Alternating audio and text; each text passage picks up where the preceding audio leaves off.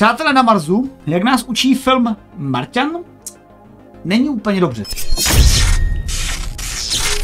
Sice v Marťanovi, co on tam dělá, on tam vlastně jako zbyde a snaží se pěstovat brambory v té marťanské půdě, takže vlastně využije svůj trus plus nazbíranou vodu, co nějakou má a vytvoří si taky skleník. On si tu vodu vytvoril. On si tu vodu nasyntetizoval vlastně z hydrazinu. To je vlastně pravda, on si to nasyntetizoval, si to vzpomínám. No a takže a tím způsobem pak zalíval ty brambory, aby mu rostly. A pominul jednu zásadní věc. Marťanská půda je jedovatá. A v marťanské půdě totiž není půda, jako máme tady, že hrábnete kdekoliv do země a můžete do toho zasadit cokoliv a víceméně vám to roste. Samozřejmě pak máme nějaký černozemě, hnědozemě, to jsou nějaký detaily, ale obecně pozemská půda jako lze použít. De facto vám může použít i písek na pláži, i když jako nemá toliko živin. Musí to samozřejmě nějakým způsobem dohnojit. Ale na Marsu je problém, protože co tady máme jakoby poznámku, co se tam různě nachází, tak mimo jiné se tam nachází perchlorát sodný NaClO4. No, čo je po našej, skrz našu syntetiku, systematiku, docela som sa nahnevala, že ste to tam napísali takto anglicky, pretože musíme byť na naše systematické názvoslovie hrdí a nikto nám ho nemôže zobrať, naše ninaty, takže to má byť chloristán. Jo, oxidačný stav 7, ninatý,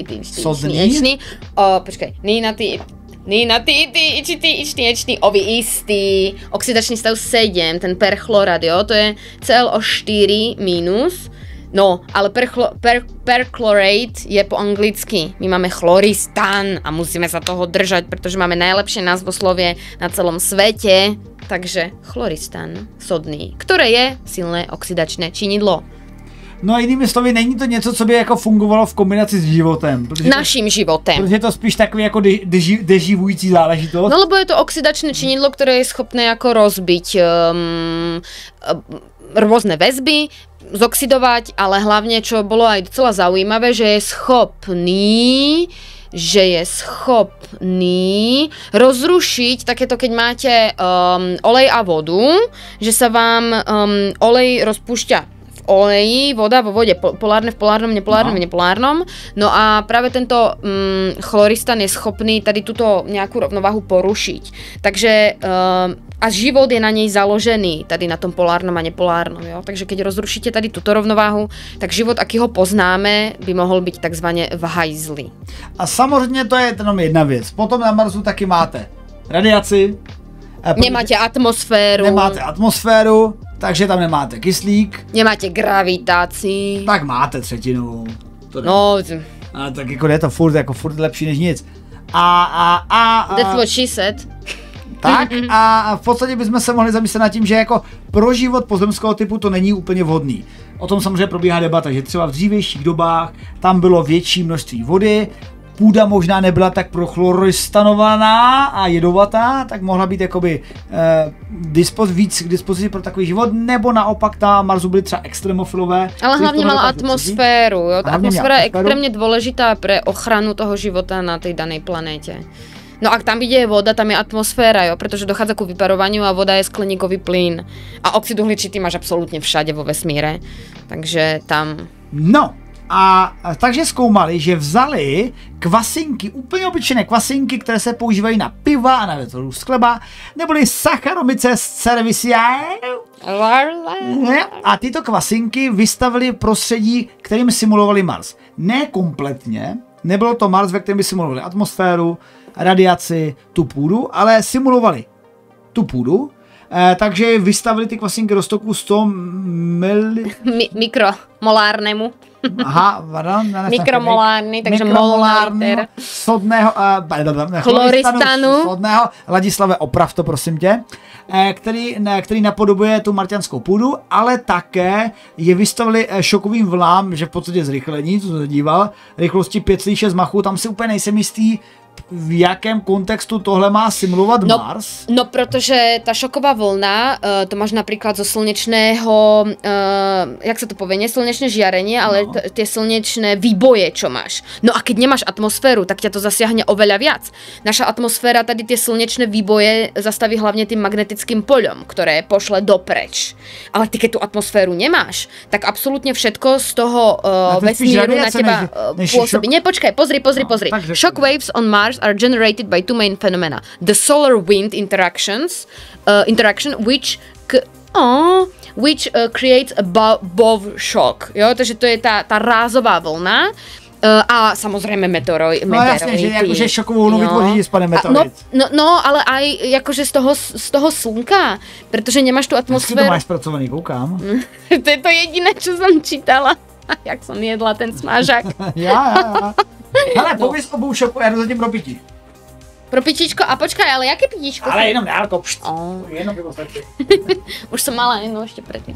No dobre, takže takže o aké podmienky tam šlo, tak bol to hlavne ten chloristan, takže oxidačné činidlo. No a vzhľadom na to, že ten Mars je, aspoň ja to tak vnímam, je oveľa viac odhalený ako samotná planéta, tak tam máte viac tých rázových vln z toho vesmíru, jo, čo hlavne tady hovoria, že je hlavne zo slnečného vetru vlastne.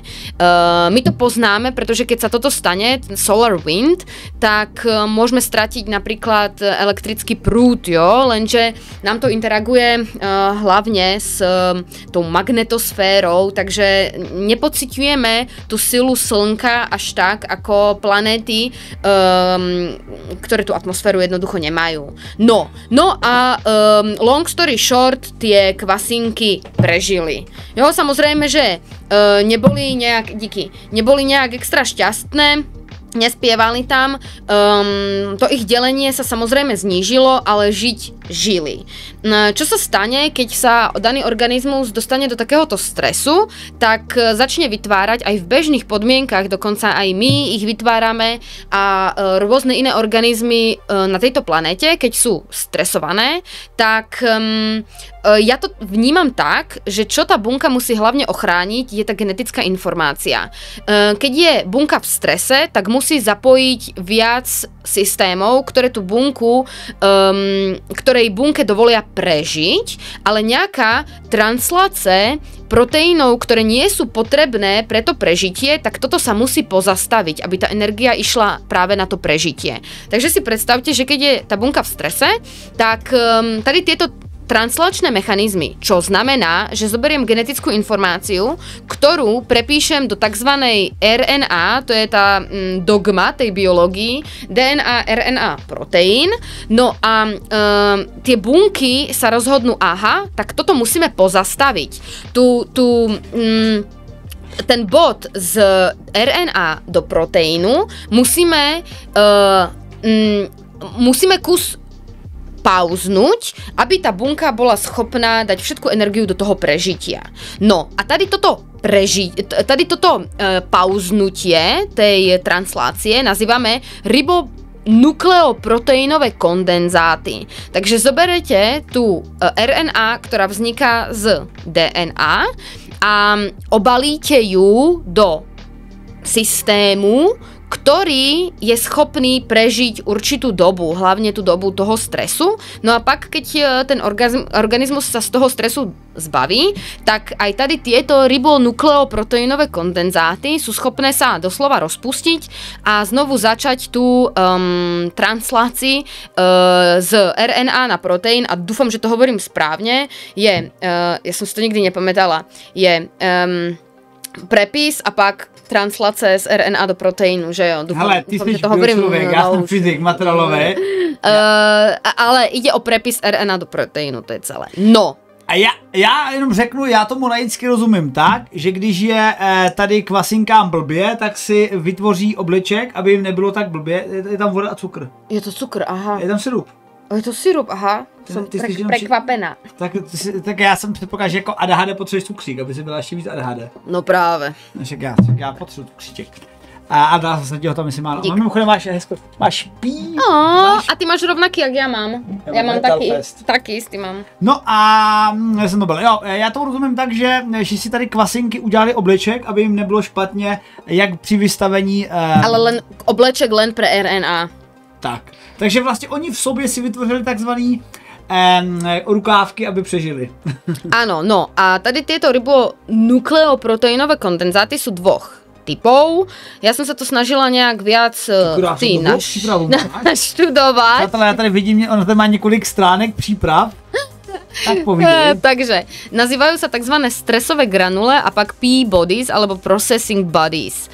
Tady tieto processing bodies alebo P-bodies to majú skoro všetky organizmy, a takže aj my, a sú skoro vždy prítomné v našich bunkách, pretože sa v nich odohráva aj to, že keď, áno, vidíš,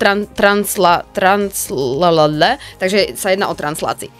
Takže keď potrebujete RNA, ktorú už ďalej nebudete prepisovať do proteínu, keď sa je potrebujete zbaviť na určitú dobu, tak ju môžete práve do týchto processing bodies schovať.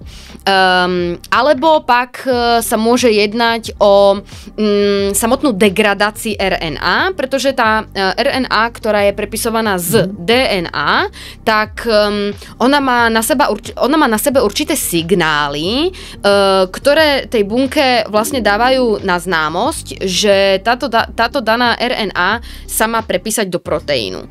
Keď tady tieto signály tá RNA stratí, tak okamžite sa má degradovať.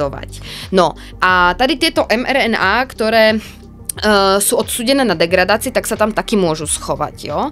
Takže tady tieto processing bodies, keď je daný organizmus v strese, tak sa zväčšuje ich počet a tie RNA sa tam jak keby schovávajú. Pak máme stresové granule a tie sa vytvárajú už len pri tom strese, aspoň čo som pochopila, a tam sa schováva neprepísaná RNA. Ja nechcem hovoriť mRNA, pretože tých RNA máme viac.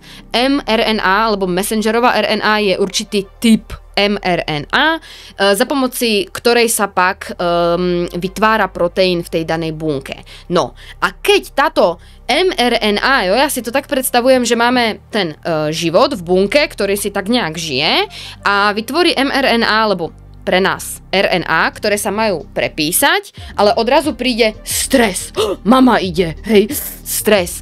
A teraz, čo urobí ten organizmus, tak zoberie tady tieto ešte neprepísané, ale RNA, ktoré by sa chceli prepísať do proteínu a na určitý čas toho daného stresu ich uchová.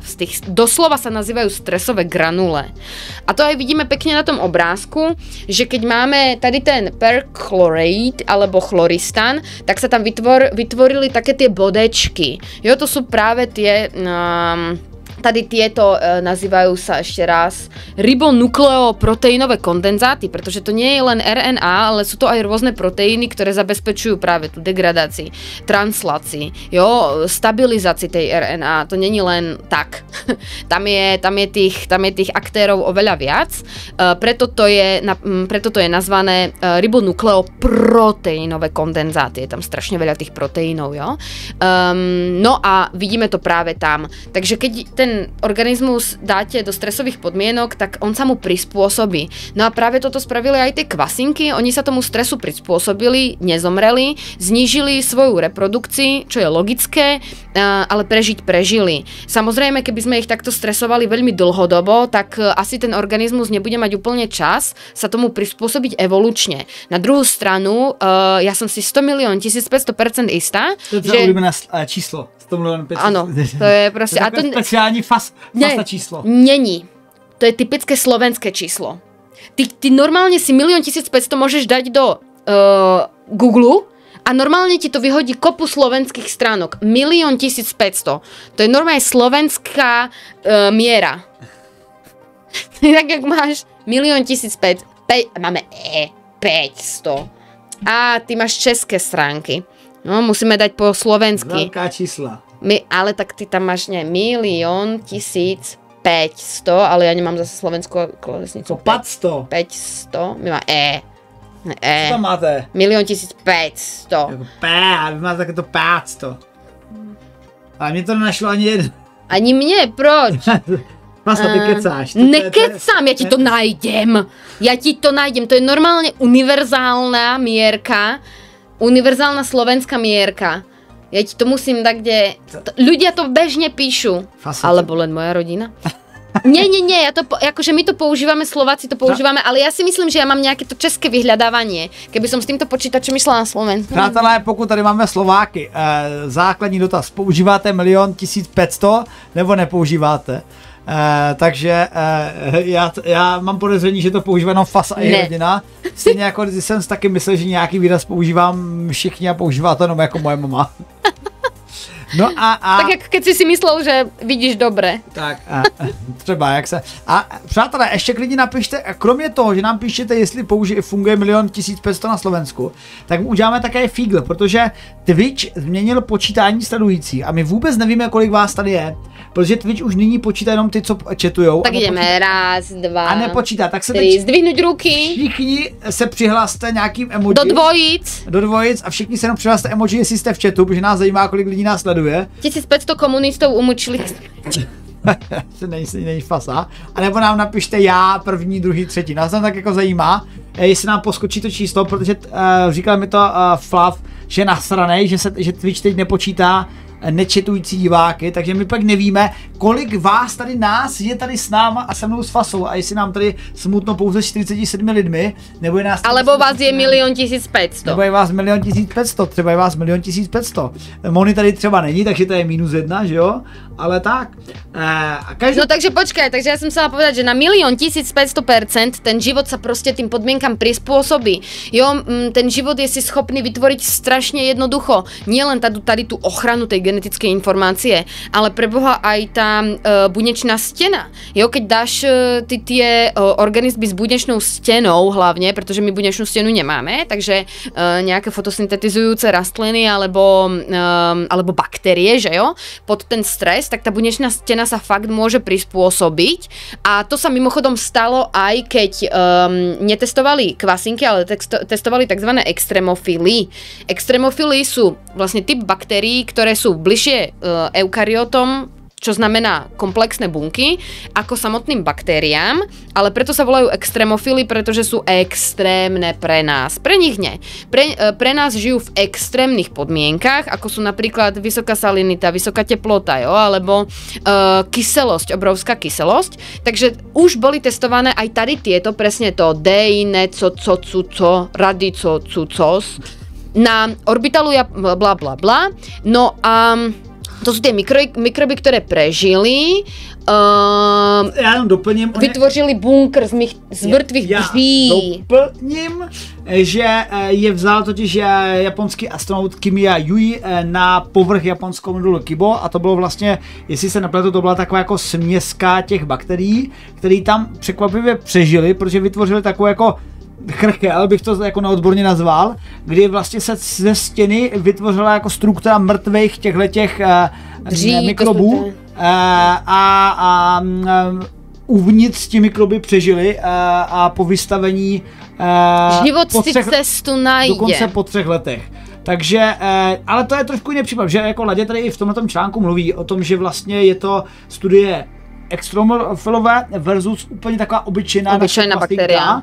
Což je pak otázka, zdali by, co vlastně z toho dokáže přežít takové prostředí. Důležitá zmínka je, že tyhle ty kvasinky nepřežily kompletní vystavení marťanskému prostředí, přežily jenom částečné simulované prostředí, tedy ty šokové vlny a ten chloristan. Ano, chloristan sodný. A což Ladě samozřejmě brzy opraví, aby to bylo česky a ne anglicky.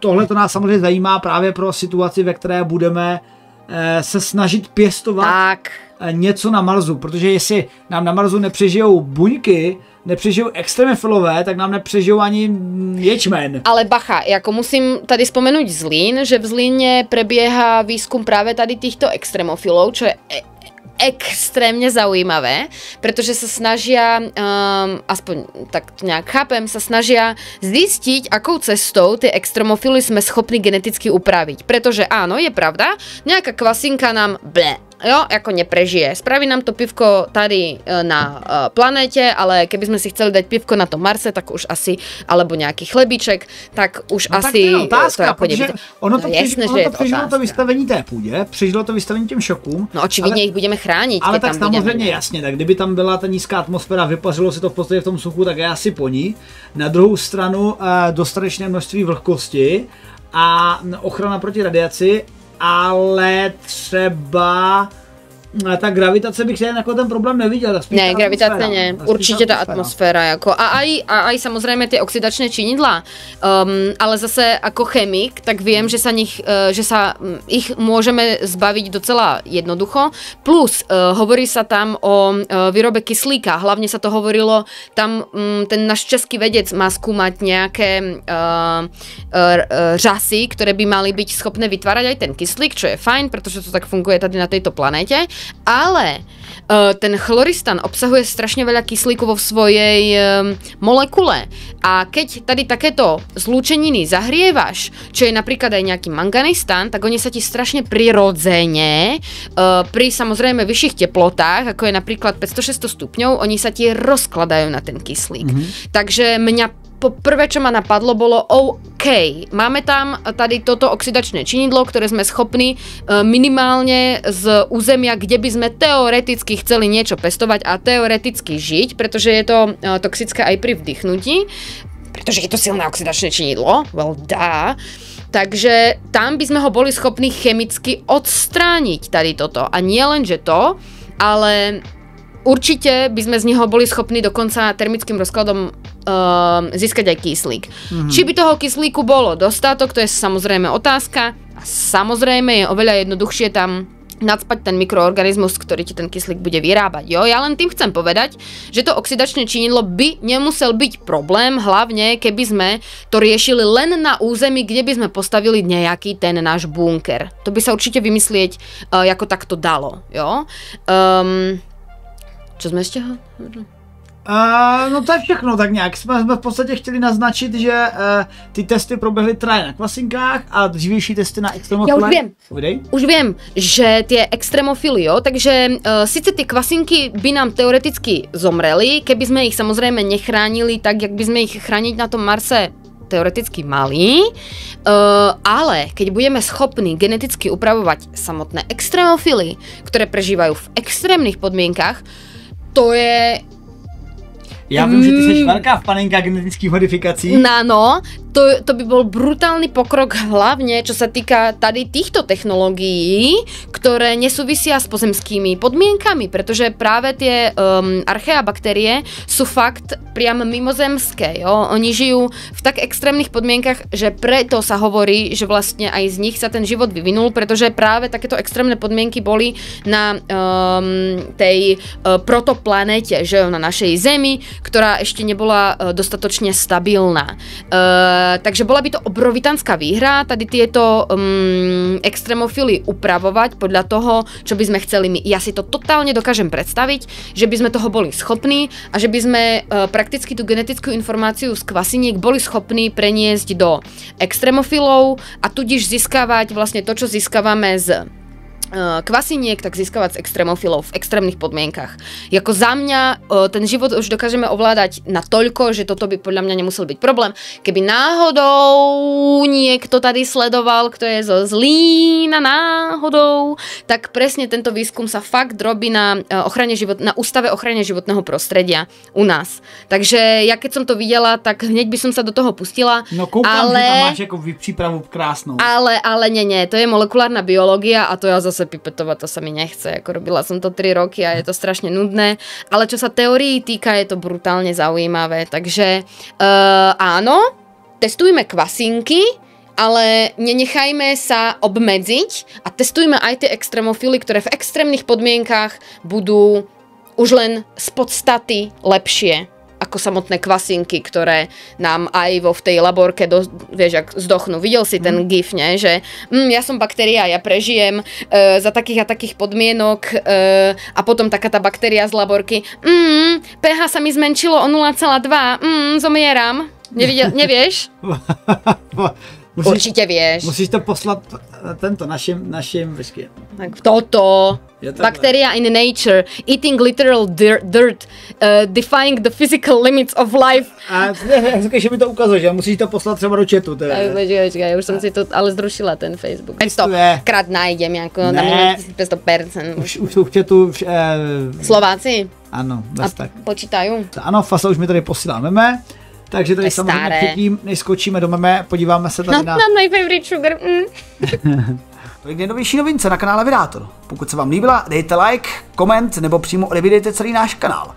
Pokud se vám něco nelíbilo, tak nám to napište taky do komentáře, zvýšíte nám aspoň dosahy a my to třeba do příště napravíme.